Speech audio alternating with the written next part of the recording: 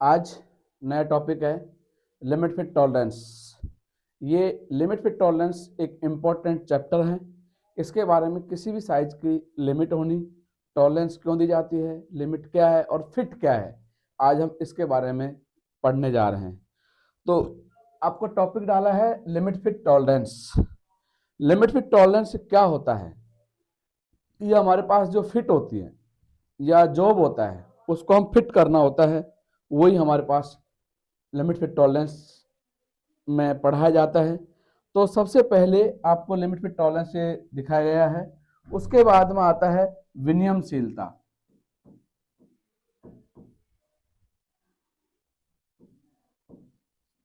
विनियम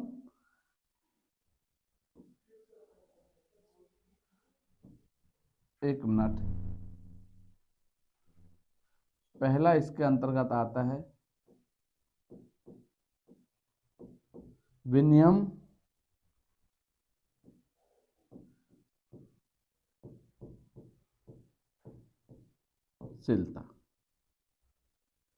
विनियमशीलता क्या चीज होती है?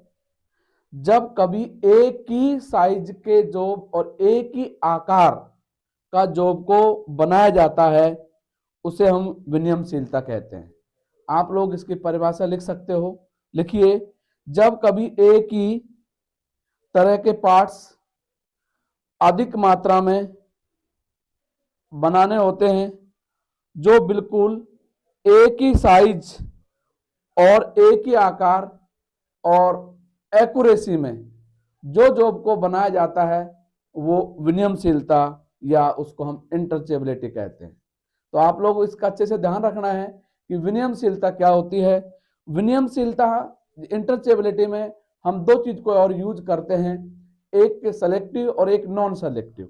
सेलेक्टिव क्या होती है कि हम जैसे नट और बोल्ट, हम एक ही प्रकार का जो नट बोल्ट होता है उस पर वही बोल्ट लगेगा जो नट पे चढ़ता है या बोल्ट उस पर कार्य करता है, वो एक हमारे पास स्टैंडर्ड हो जाता है। लेकिन नॉन सेलेक्टिव जो पाई जाती है उसमें हम किसी भी प्रकार के नट या बोल्ट को एक दूसरे पर फिट कर सकते हैं, या दूसरा नट उस पर लगा सकते हैं या दूसरा बोल्ट उस पर लगा सकते हैं। वो आती है हमारे पास नॉन सेलेक्टिव। अब आपकी बात परिभाषा आप लोगों ने लिख ली होगी। विनियमशीलता, विनियमशीलता की परिभाषा क्या है? आप विनियमशीलता सबसे पहले एक ही तरह के पार्ट से अधिक मात्रा में बनाए जाते हैं, बिल्कुल एक ही साइज में और एक ही आकार और एक्यूरेसी में अधिक मात्रा में उत्पादन किया जाता है, वो होती है विनियमशीलता या इंटरचेबिलिटी। उसके बाद में आता है मास प्रोडक्शन। मास मास प्रोडक्शन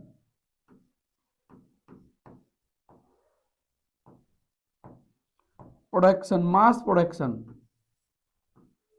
आप इधर देखिए, मास प्रोडक्शन क्या चीज होती है? किसी यूनिट या कंपोनेंट में अधिक मात्रा में उत्पादन किया जाता है, उसे हम मास प्रोडक्शन कहते हैं। जैसे कि कई बार क्या होता है कि मास प्रोडक्शन क्या होता है, हम एक ही मशीन पर एक ही प्रोडक्शन एक ही साइज में अधिक मात्रा में उत्पादन किया जाता है, वो होता है मास प्रोडक्शन। परिभाषा आप लिख सकते हैं, आप लिखिए अगर लिखना चाह रहे हैं तो। किसी यूनिट या कंपोनेंट, किसी यूनिट या कंपोनेंट या पार्ट्स का अधिक मात्रा में उत्पादन किया जाता है, उसे हम मास प्रोडक्शन कहते हैं।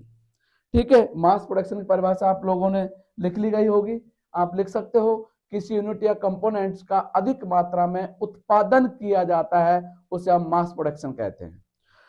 उसके बाद में आता है आपके पास, आप कोई भी चीज का उत्पादन करते हैं, किस डायरेक्शन में, किस साइज में, वो मास प्रोडक्शन, अधिक उत्पादन करने को मास प्रोडक्शन होता है। उसके बाद आता है साइज। जो आपके पास साइज है, साइज देखिए, साइज की परिभाषा होता है लंबाई की माप किसी विशिष्ट इकाई में व्यक्त की जाने वाली साइज को, व्यक्त की जाने वाली संख्या को साइज कहते हैं। कि आप किसी भी डायरेक्शन में हो या किसी भी इकाई की mm या सेंटीमीटर या इंच में, वो एक विशिष्ट इकाई होती है जो कि साइज में जो पाया जाता है। देखिए, जैसे कि मैं आपको एक ड्राइंग बता रहा हूँ, यहाँ पर एक ड्रॉ कर रहा हूँ, ये एक डाया है हमारे पास और ये जो डाया है, ये डाया है, मैंने इस डाया, जैसे कि ये डाया है और ये डाया मेरे पास जो है डाया, ये 20 का डाया है। ठीक है, आपको मैंने ये बता दिया डाया जो 20 mm का है, ये 20 mm का जो डाया है ये साइज है। तो जैसे कि ये चीज पाई जाती है, इधर ध्यान से देखिए आप लोग कि ये आपके पास 20 mm का साइज है और ये आपके पास 40 mm का साइज है। तो साइज क्या है, लंबाई की माप किसी विशिष्ट इकाई में व्यक्त की जाती है, उसे हम जो संख्या में दर्शाते हैं उसे हम साइज कहते हैं। तो आपके पास ये आया, ये हमारे पास जो डाया, ये लेंथ है वो 40 mm की है और जो डाया है, ये जो डाया है ये 20 mm का है।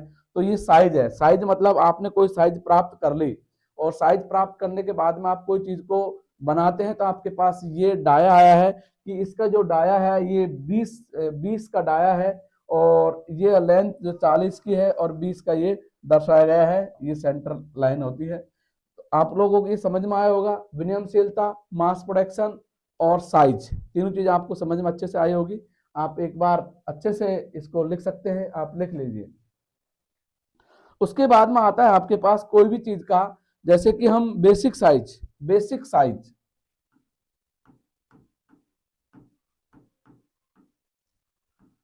बेसिक साइज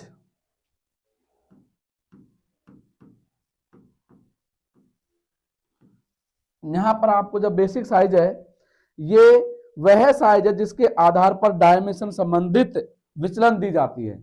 आप परिभाषा लिख सकते हो, यह वह साइज है, यह वह साइज है जिसके आधार पर डायमेंशन संबंधित विचलन दी जाती हैं, उसे हम बेसिक साइज कहते हैं। देखिए, जैसे कि आपको कोई भी चीज को दर्शाना होता है, जैसे मैंने ये लिखा आपको 25.0, ये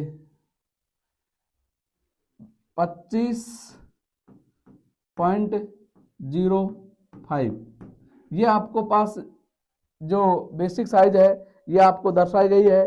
तो आप इसको विचलन, जैसे कि ये मेरा एक जॉब है, ध्यान दीजिए ध्यान से, ये जॉब है, मैं आपको एक जॉब बना रहा हूँ, ये ऐसे ड्रॉ कर रहा हूँ आपको।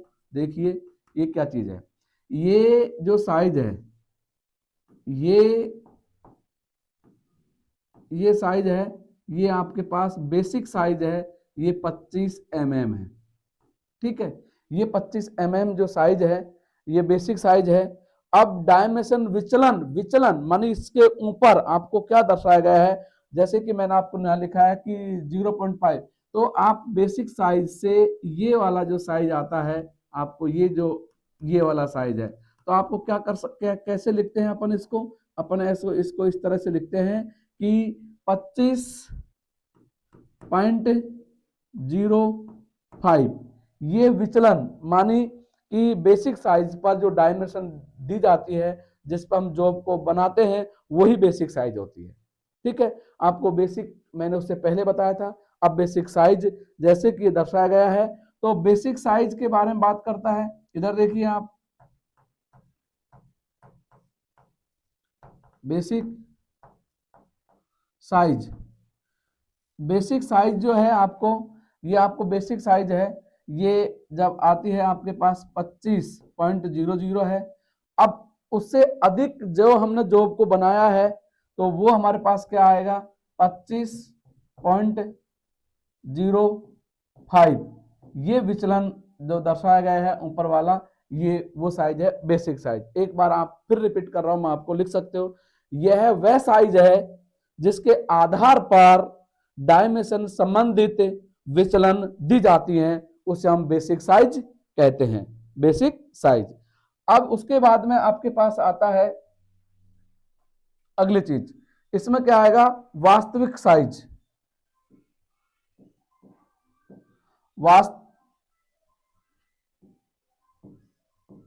वास्तविक साइज।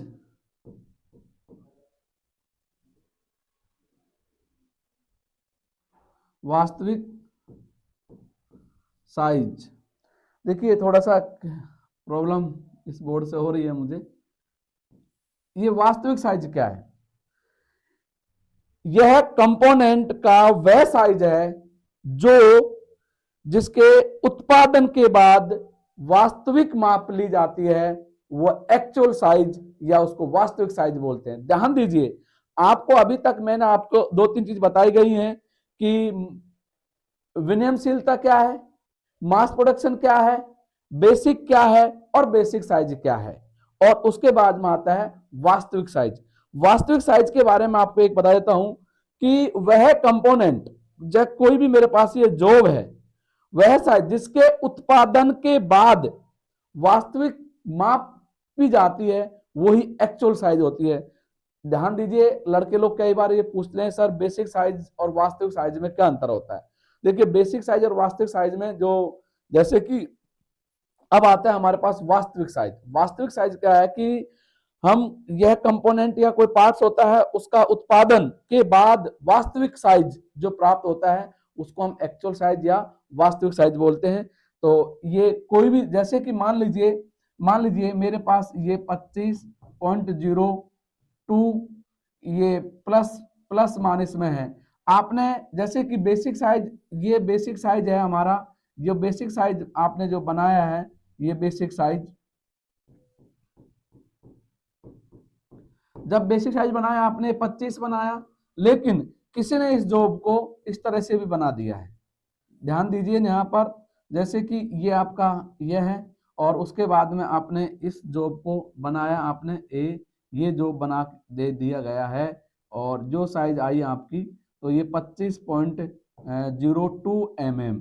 तो ये जो जॉब बन के आया हमारे पास है, ये जो जॉब बन के आया, यही हमारी वास्तविक साइज है, यही वास्तविक साइज होती है। तो इसके बारे में आपको चलिए पता चलेगा वास्तविक साइज क्या है, बेसिक साइज क्या है, और मास प्रोडक्शन क्या है, और विनिमयशीलता क्या चीज होती है, इसके बारे में मैंने आपको बता दिया गया है। उसके बाद में हमारे पास आता है कि जो भी चीज आती है, अब हमारे पास आता है लिमिट। बहुत इंपॉर्टेंट चीज है ये लिमिट। लिमिट क्या चीज होती है, पहले इसके बारे में आपको देखना है कि लिमिट क्या है। देखिए लिमिट की परिभाषा क्या है, जब बेसिक साइज पर, ध्यान दीजिए, जब बेसिक साइज पर या स्वीकृति अधिकतम या न्यूनतम जिस सीमा में जॉब को बनाया जाता है उसे हम लिमिट कहते हैं। परिभाषा आप लोगों को समझ में आई गई होगी, आप लिख सकते हो, आप एक बार नोट करके लिख सकते हो लिमिट की परिभाषा क्या है। जब बेसिक साइज पर स्वीकृति अधिकतम या न्यूनतम जिस सीमा में पार्ट्स के साइज बनाए जाते हैं उसे हम लिमिट कहते हैं। बोर्ड पर लिखने में थोड़ा टाइम लगेगा, इसलिए मैं आपको परिभाषा बता रहा हूं, तो आप लिख सकते हैं कि क्या चीज होती है। तो लिमिट की परिभाषा आप समझ गए कि जैसे कोई भी जॉब है मेरे पास, मैंने मान ली ये लिख दिया 25 ये प्लस माइनस 3 और 2 लिख दिया। देखिए लिमिट क्या है कि अब लिमिट भी हमारे पास से की परिभाषा आपको अच्छे से याद आई होगी। जब बेसिक साइज पर स्वीकृति अधिकतम या न्यूनतम जिस सीमा में जॉब को बनाया जाता है उसे हम लिमिट कहते हैं। अब हमारे पास जो लिमिट होती हैं ये दो प्रकार की होती हैं। कितने प्रकार की होती है हमारे पास ये लिमिट? दो प्रकार की होती हैं। एक पहला आता है हाई लिमिट। हाई लिमिट, उसके बाद में आता है हमारे पास लो लिमिट।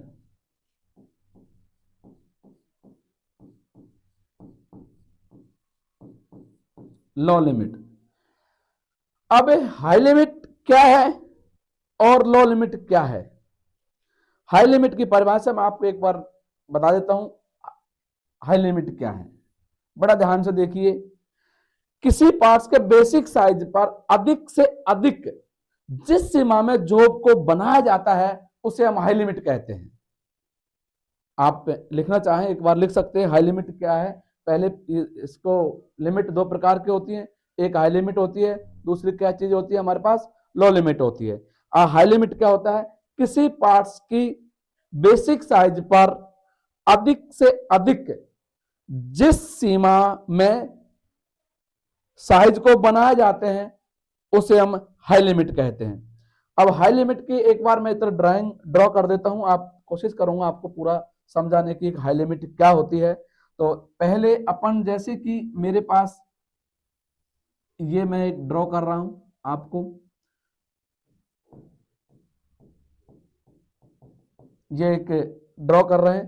तो सबसे पहले आपके पास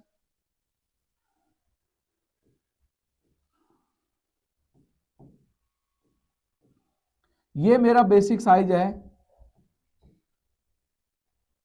25 mm, ये बेसिक साइज है 25 mm। अब इसमें हमारे पास हाई लिमिट और लो लिमिट को दर्शाना होता है। तो अब हाई लिमिट क्या है, जैसे कि ये आपका बेसिक साइज है, मैं इसी में ड्रॉ कर देता हूं और इसी के अनुसार ये मैं थोड़ा सा जॉब को मैंने बनाया है और ये जॉब जब बन के आएगा तो ये जो बन के आया हमारे पास 25.03 mm। अब ये 25 है, ध्यान दीजिए 25.0, ये हमारे पास हाई लिमिट हुई। ये बेसिक साइज से जो ऊपर की ओर बनता है ये हमारे पास क्या हुई है, हाई लिमिट हुई है। आप ये समझ गए हाई लिमिट क्या है। अब हाई लिमिट के साथ साथ में आपको ये चीज को बहुत इंपॉर्टेंट है याद करना है, हाई लिमिट क्या है और लो लिमिट क्या है। तो बेसिक साइज से अधिक जिस सीमा में जॉब को बनाया जाता है वो हाई लिमिट होती है। ठीक है, अब बेसिक साइज आपके पास ये समझ में आएगा, ये हमारे पास बेसिक साइज है और ये ऊपर की ओर जाता है, ये हमारे पास हाई लिमिट है। ठीक है, अब ये हाई लिमिट हो गई। उसके बाद में आता है, आप इसको ऐसे भी दर्शा सकते हैं कि 25.03 ये प्लस की ये हाई लिमिट है और बेसिक जो साइज होता है ये 25 ही बेसिक साइज 0.025 ही क्या होती है, ये बेसिक साइज होती है। ठीक है, अब आता है हमारे पास, अब हम इसको ये दर्शा सकते हैं कि हाई लिमिट क्या है। तो हाई लिमिट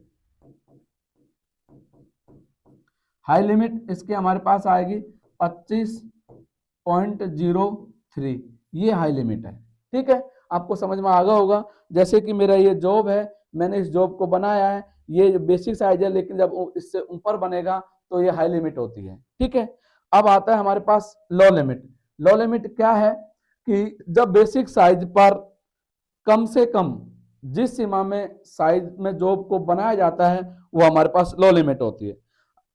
सॉरी, आप इसकी परिभाषा लिख सकते हो, किसी पार्ट्स का बेसिक साइज पर कम से कम जिस सीमा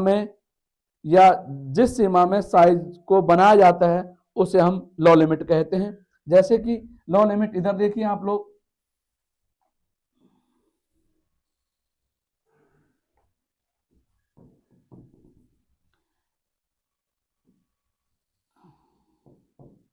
ये साइज है हमारे पास 25.00, मतलब कि ये बेसिक साइज है।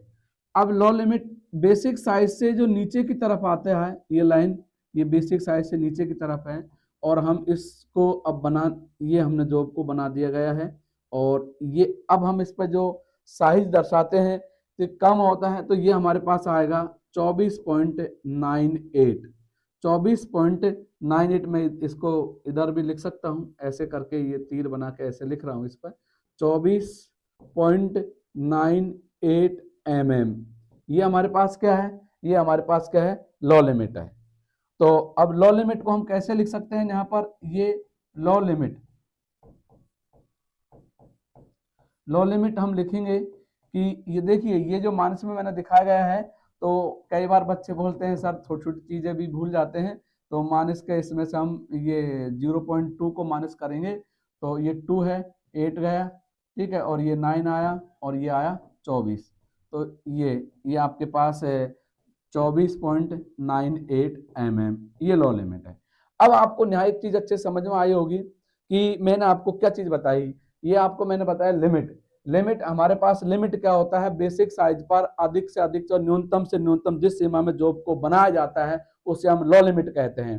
लो लिमिट सॉरी कि लिमिट की क्या परिभाषा है, बेसिक साइज पर जो स्वीकृति अधिकतम या न्यूनतम जिस सीमा में जॉब को बनाया जाता है उसे हम लिमिट कहते हैं। लिमिट हमारे पास दो प्रकार की होती हैं, एक हाई लिमिट है और एक लो लिमिट है। हाई लिमिट क्या है? बेसिक साइज से अधिक जिस सीमा में जॉब को बनाया जाता है उसे हम हाई लिमिट कहते हैं। लो लिमिट क्या होता है? बेसिक साइज से न्यूनतम जिस सीमा में जॉब को बनाया जाता है उसे हम लो लिमिट कहते हैं। आपको ये समझ में आई होगी चीजें। अब उसके बाद में हमारे पास अगली जो चीज आती है, इसी से जो निकल के आती है, वो आती है हमारे पास टॉलरेंस।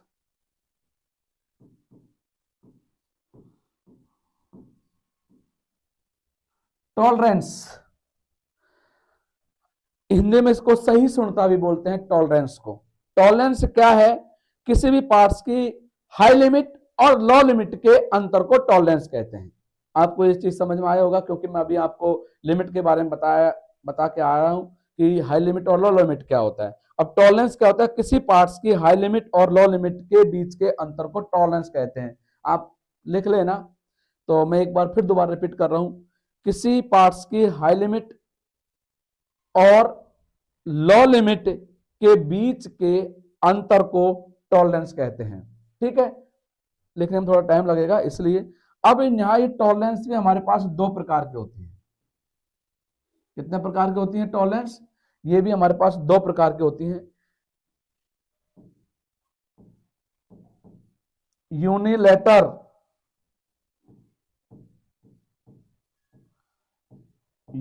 Tolerance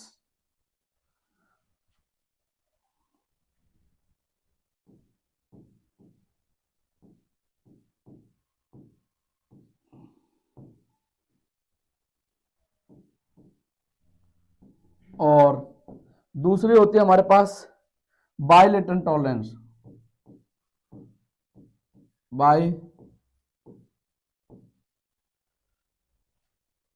bilaterals tolerance.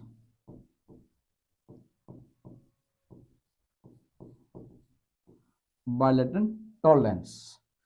देखिए यूनिलेटरल टॉलरेंस, मैं पहले आपको एक टॉलरेंस के बारे में और एक बार बता देता हूं टॉलरेंस क्या चीज है। तो जैसे टॉलरेंस से आपके पास जैसे कि जॉब दर्शाया गया है कि 25.03 और इसका ये प्लस में माइनस में 0.2। ठीक है, तो अब हम टॉलरेंस से, जो टॉलरेंस है देखिए,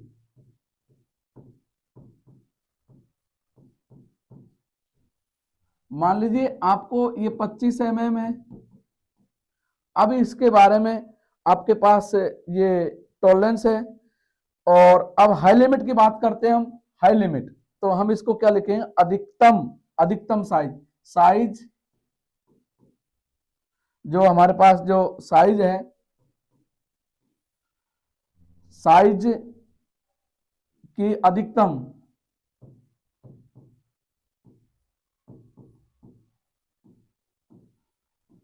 जो साइज है, साइज की अधिकतम 25.03।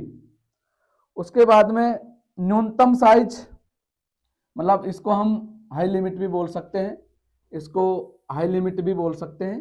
ठीक है, इसको आप हाई लिमिट भी लिख सकते हैं। और ये जो चीज आती है लो लिमिट,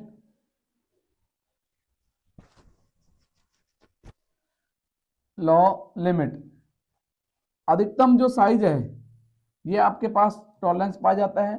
जो अधिकतम साइज है, आप इसको अधिकतम साइज में कि ये 0.03 ये हाई लिमिट हुई। क्या हुई है आपके पास? High limit. हम इसको कैसे कैसे लिख सकते हैं मैं आपको बताऊंगा। और इसको हम न्यूनतम साइज, ये पूरा मिट गया है। ठीक है, अपन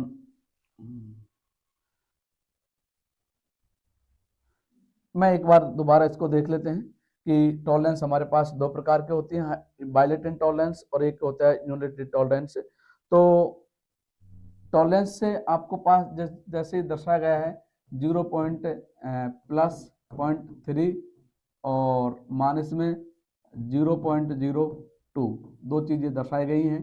तो आप इसको लिख सकते हैं, मैं आपको कि बेसिक साइज, जो बेसिक साइज हमारे पास 20 होता है और अधिकतम साइज इसका, अधिकतम साइज और 0.03। उसके बाद आता है आपके पास न्यूनतम साइज,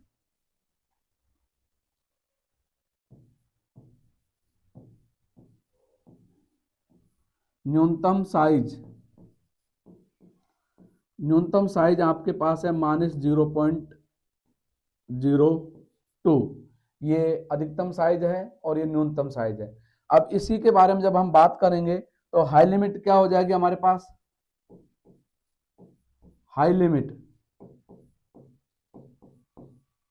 देखिए आपको दर्शाया गया है, तो हाई लिमिट हमारे पास ये आ जाएगा 25.03 और लो लिमिट आ जाएगा हमारे पास 24.98। ये टॉलरेंस के बारे में चर्चा की गई है। तो अब टॉलरेंस भी दो प्रकार के होते हैं, सबसे पहले यूनिलेटरल टॉलरेंस और बायलेटरल टॉलरेंस। तो यूनिलेटरल टॉलरेंस की परिभाषा क्या है इसके बारे में आपको बताऊंगा, लेकिन अगर आप लोगों को टॉलरेंस निकालना होता है, एक बार मैं इसको टॉलरेंस और निकाल के बता देता हूं, फिर आपको एक बार बता देता टॉलरेंस क्या है। जैसे कि आपको अभी बताया मैंने आपको, ये टॉलरेंस क्या है। देखिए आपने क्या लिखा है, हाई लिमिट। हाई लिमिट हमारे पास कितना है 25.03 माइनस लो लिमिट क्या है हमारे पास 24.98। इसमें से घटा देंगे तो ये आएगा 0.05 mm। ये टॉलरेंस है। ठीक है, आपको समझ में आया होगा टॉलरेंस क्या चीज है।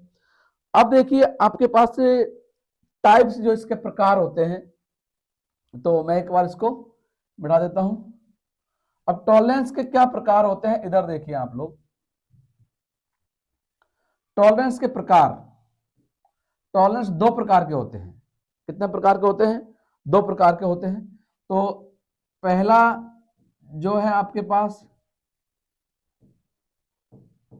Unilateral tolerance,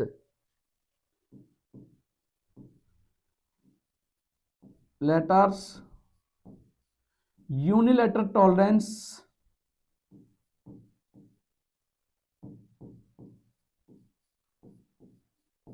unilateral tolerance. पहले मैं आपके पास यूनिलैटरल टॉलरेंस के बारे में बता देता हूं, यूनिलैटरल टॉलरेंस क्या चीज है। देखिए इस पद्धति में टॉलरेंस बेसिक साइज पर केवल छूट एक तरफ देता है, प्लस में या माइनस में।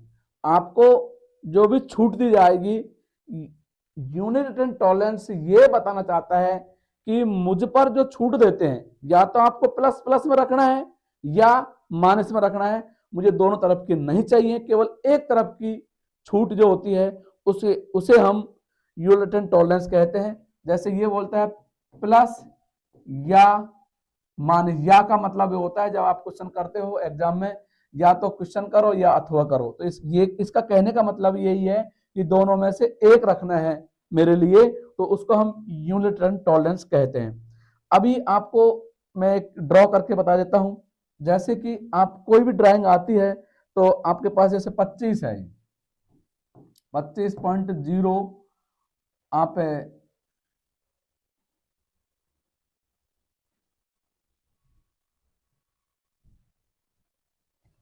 देखिए ये आपके पास जो आएगा कि क्या चीज है 25.25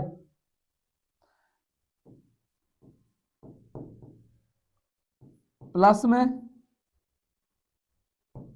0.1, या आप इसको 0. ये भी प्लस में 0.5। ठीक है, आपको ये समझ में आ रहा होगा ये क्या चीज लिखना चाह रहा हूं मैं, तो आपने लिख दिया होगा ये। अब जैसे बेसिक साइज मेरा ये है, ध्यान दीजिए ये बेसिक साइज है और ये बेसिक साइज है कितना है ये 2500। ये बेसिक साइज है, तो आप इसको लिख सकते हो बेसिक साइज। उसके बाद में जैसे कि ये एक लाइन है, ठीक है, ये 0.1 है और इसी के ऊपर ये, तो आप इसको देखिए, ये आपने एक जॉब को बनाया 25.01 mm, दूसरा आपने बनाया 25.05 mm, ठीक है। तो 1 ये आया, उसके बाद में जो 5 जब जाएगा हमारे पास, तो ये जो आएगा ये 25.05, ठीक है। हमने एक ही तरफ बनाया गया है, इसलिए ये छूट देगा। इनके बीच में कोई भी साइज, और भी इन दोनों के बीच में कोई भी साइज हो सकती है, वो यूनिट टॉलरेंस पाया जाएगा। या अगर माइनस में बनाएंगे हम इसको भी, जैसे कि ये 25 पॉइंट और 25.01, जैसे कि माइनस में है, और ये भी माइनस में है आपके पास 0.5। तो पहले आप क्या करेंगे कि जो बेसिक साइज है हमारे पास, अब ये 25.00 में से 0.1 जाएगा तो 9, ठीक है, और ये 9 और ये आया 24.9। तो अब आप देखिए, इधर देखिए, ये बेसिक साइज है, क्या है ये बेसिक साइज है आपके पास 25.0। अब हमको ऊपर नहीं जाना है कि माइनस में ये जो बना है, तो ड्रा इस तरह से हो रहा है, तो दो साइज आएगी आपके पास। 25.00 में से 0.5 को घटा देते हैं, तो ये 9.5 और ये 24 आया, ठीक है। अब एक साइज हमारे पास ये आया कि 9.5, और एक साइज हमारे पास ये आया, जो ये वाला जो साइज है ये मेरे पास आया कि 24.99 आया। और इसके बाद में जो ड्रॉ ये करेंगे नीचे की तरफ जाएगा, ये वाला जो बनेगा मेरे पास, ये क्या आएगा, ये आएगा 24.95, मतलब माइनस में। तो अगर प्लस में चाहिए तो हमको ये आएगा, और अगर माइनस माइनस में चाहिए तो ये आए। कहने का तात्पर्य यह है, यूनिट रिटर्न टॉलरेंस क्या कहना चाहती है, यूनिट रिटर्न टॉलरेंस ये कहना चाहती है कि उसका साइज केवल एक तरफ देना है, या तो प्लस में या माइनस में, उसे हम यूनिट रिटर्न टॉलरेंस कहते हैं। अब आता है हमारे पास बायलेटरल टॉलरेंस दूसरा, तो ये आप लोग उतार ले होगा, आप उतार सकते हैं। अब आगे चलते हैं इसी पे। अभी आपको जो बताया था बायलेटरल टॉलरेंस, बायलेटर्स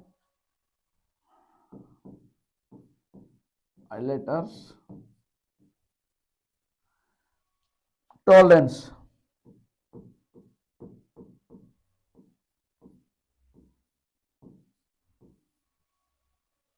बायलेटरल टॉलरेंस, इस पत्ते में टॉलरेंस बेसिक साइज पर दोनों ओर दी जाती है, दोनों ओर दी जाती हैं, अर्थात प्लस में या माइनस में। तो इधर देखिए, जैसे कि ये आपके पास 25 प्लस माइनस 0.3 या 2, आप कुछ भी लिख सकते हो, इसको मैं आपको समझा रहा हूं। देखिए बायलेटरल टॉलरेंस ये है,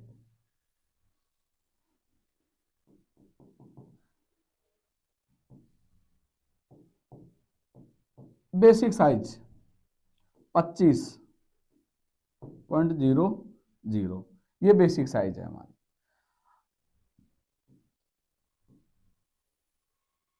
और बेसिक साइज से जैसे ऊपर जाती है,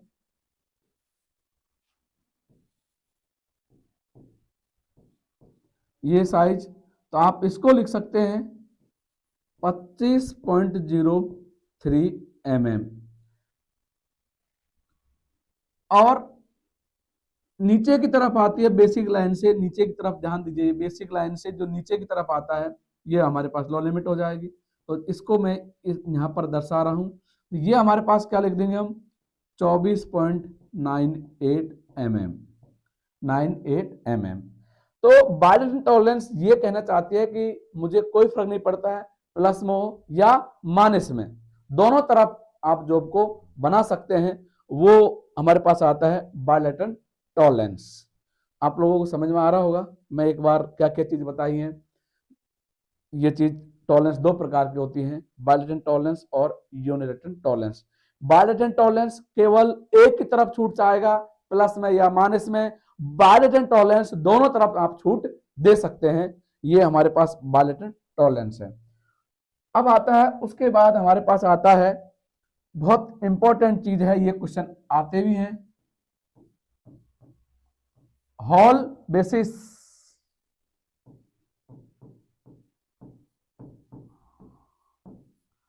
हॉल बेसिस सिद्धांत क्या होता है, मैं आपको इसकी परिभाषा बता देता हूं। इस पद्धति में हॉल का साइज को स्थिर रखा जाता है और इसमें जो भी छूट दी जाती है वो शाफ्ट के साइज पर दी जाती है। ये हॉल बेसिसिक सिद्धांत होता है कि मेरा साइज, जैसे कि मेरे पास कोई भी हॉल होता है, उसको एक स्टैंडर्ड साइज है, उसको आप अगर आपकी शाफ्ट हॉल के अंदर नहीं जा रही है तो आप शाफ्ट जो हॉल होता है, हॉल पर कोई छेड़छाड़ नहीं करना है। आपको जो भी करना है उसको फिट करना है तो आपको शाफ्ट का साइज पर ही छूट दी जाएगी। आपको शाफ्ट साइज से ही कैसे कैसे हॉल के अंदर फिट किया जाएगा।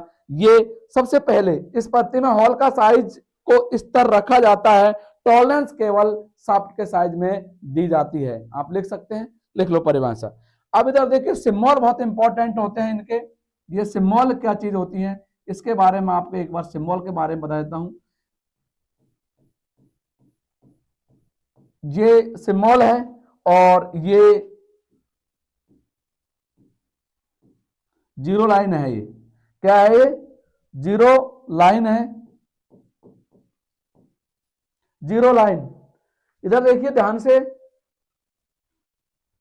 जीरो लाइन से ऊपर की ओर तरफ सिम्बॉल बनता है, ये जीरो लाइन के टच करेगा तो आप ये सिम्बॉल ये दर्शाता है कि हॉल का साइज को इस तरह रखा जाता है। और जी मतलब जीरो लाइन ये है हमारे पास,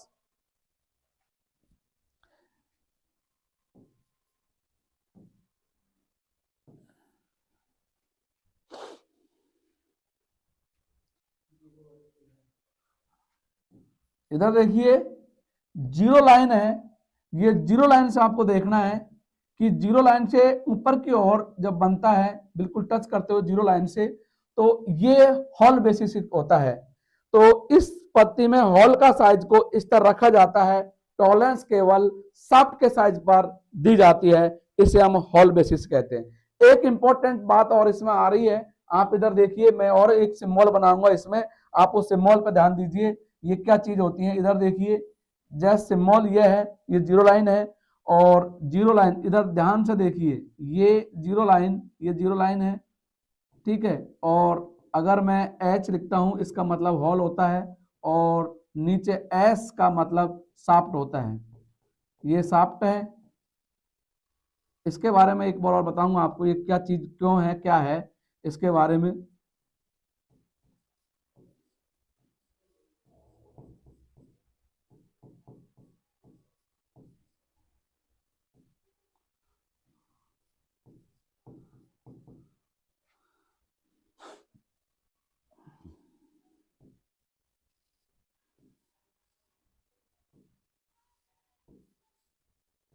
ये शाफ्ट है और एच मानी हॉल होता है और ये जीरो लाइन है हमारे पास,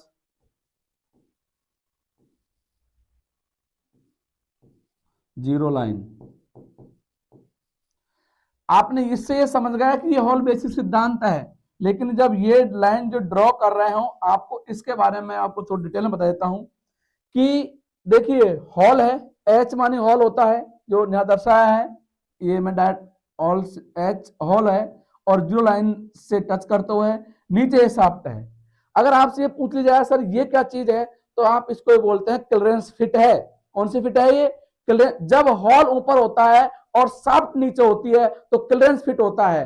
लेकिन ये सिद्धांत की बात करता है तो अगर आपके पास ये सिम्बॉल बन के आता है तो आप ये बोल सकते हैं कि ये हॉल बेसिक सिद्धांत पे कार्य कर रहे हैं। क्या कर रहे हैं, ये हॉल बेसिक सिद्धांत पे कार्य कर रहे हैं। तो ये क्लियरेंस फिट हो गई।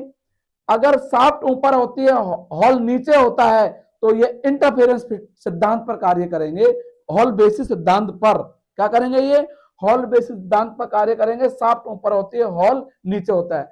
और ट्रांजिशन फिट, ये कभी हमारे पास इसके अंतर्गत ये देखा है कि ये शाफ्ट है और ये शाफ्ट है, ये ट्रांजिशन फिट के सिद्धांत पर कार्य करेंगे। आपको ये चीज समझ में आ गई होगी कि हॉल बेसिस क्या होता है। हॉल का साइज को इस तरह रखा जाता है और जो भी छूट देते हैं वो हम शाफ्ट के साइज पर देते हैं। ये हमारे पास आता है हॉल बेसिस। अब आता है हमारे पास शाफ्ट बेसिस।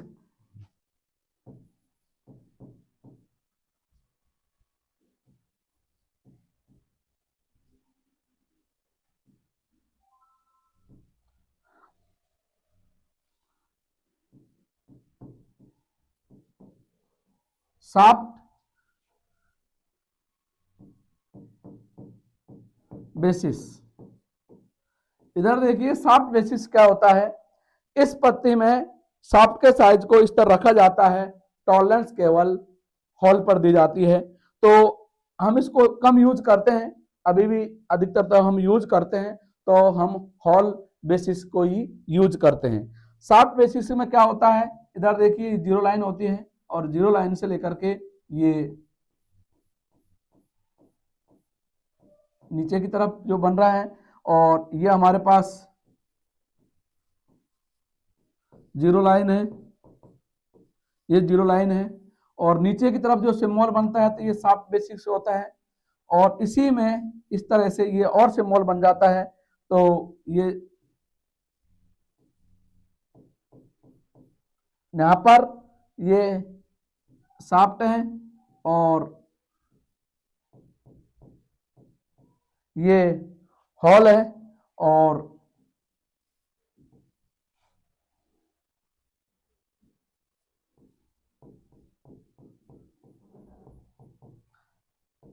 ये एच और बीच में भी ये एच और यहाँ पर भी ये एच। एच माने हॉल, क्योंकि शाफ्ट बेस सिद्धांत बन रहा है तो हम इसमें शाफ्ट को इस तरह रखा जाता है।